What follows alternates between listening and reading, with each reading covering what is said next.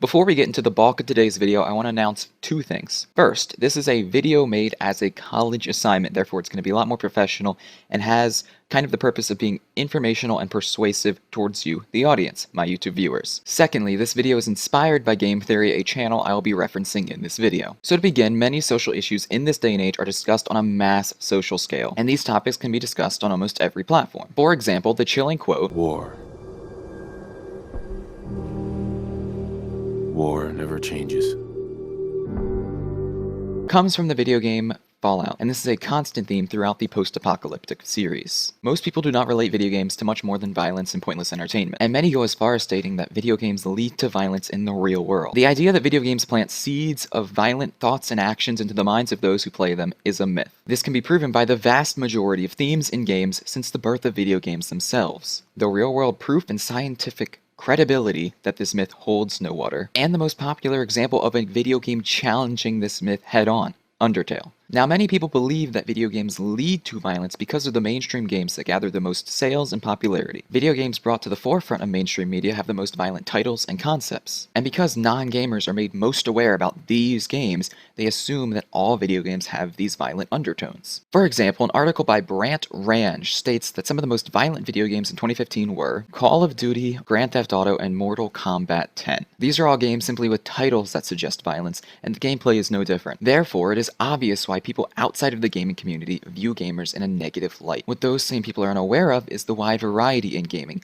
and the countless genres covered in games. Different genres in video games require a different amount of interactivity, and because of this, people will feel differently depending on which games they play. Therefore, to say all video games lead to violence is an act of pure ignorance. Not only does ignorance and lacking public awareness disprove the myth that video games lead to violence, but science does as well. Recent research by Patrick Markley states that the release of popular video games is actually associated with the decline of violence in youth. Research also states that links solely between video games and violence are not credible, especially when considering things like family environment, personality, mental health, and more. One huge focal point on why these links can't be made is through the wide range of video game themes. As stated prior, video games have many different genres, and these genres contain variables other than violence. Things like story-based involvement, puzzles, and quests are all part of many video games. On a parallel note, studies prove that video games have no more of an impact than that of television. The reason this myth keeps getting brought up by the news and politicians is something similar that we have seen in the past. In the 1950s, psychiatrists believed that comic books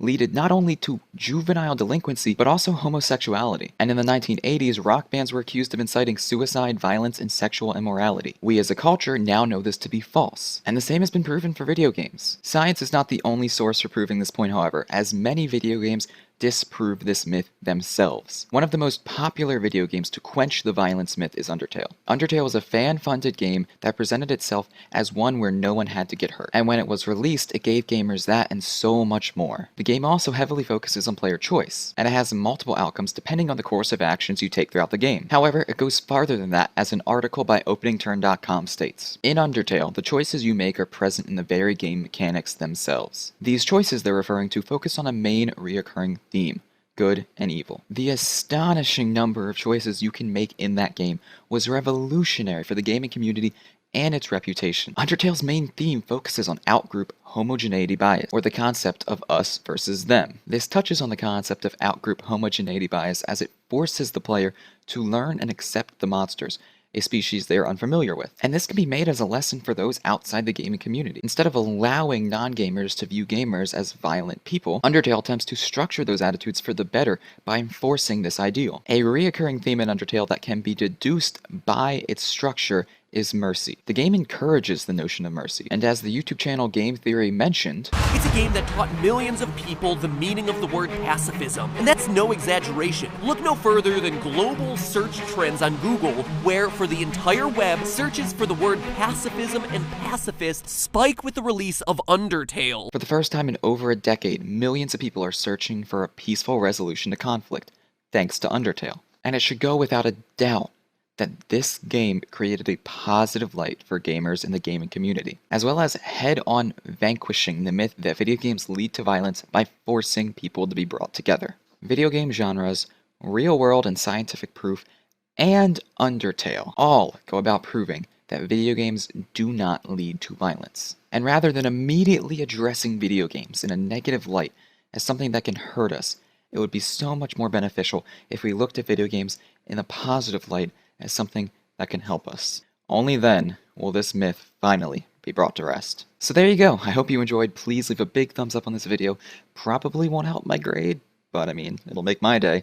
So I do hope you all have a lovely, lovely day. And until whatever video I see you in next, peace.